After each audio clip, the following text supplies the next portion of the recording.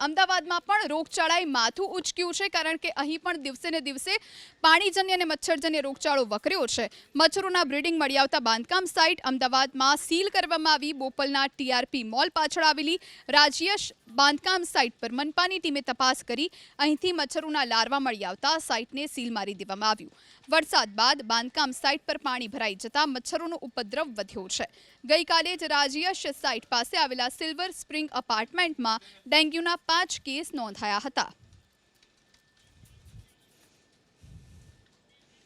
ઉમરેઠમાં રોગચાળો વકર્યો છે કારણ કે અહીં દિવસે ને દિવસે પાણીજન્ય રોગચાળો વધી ગયો છે કારણ કે આસપાસ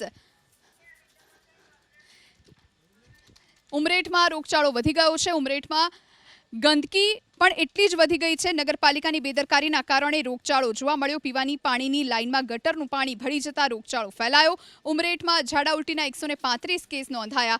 મોટાભાગના કેસો જ્યાં નોંધાયા તે કાઝીવાડ અને ખાટકીવાસના 5 કિલોમીટરના વિસ્તારને કોલેરાગ્રસ્ત જાહેર કરવામાં આવ્યો। વકરેલા રોગચાળાના કારણે સ્થિતિ એવી સર્જાઈ કે સરકારી હોસ્પિટલમાં બેડ ખૂટી પડ્યા।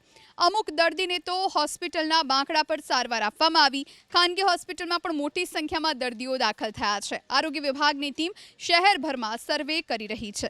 લોકોને પાણી ઉકાળીને પીવાની સૂચના આપવામાં આવી છે। આ સ્થિતિ વચ્ચે પણ ઉમરેઠ નગરપાલિકાના ચીફ ઓફિસરની ઓફિસ પર તાળું જોવા મળ્યું। પાલિકાના પ્રમુખ પણ ગેરહાજર દેખાયા। સેનેટરી વિભાગના ચેરમેનને સવાલ પૂછતા તેમણે ઝાડા ઉલટીના રોગને સામાન્ય ગણાવ્યો। તેમના મતે આવું તો દર વર્ષે થતું હોય છે।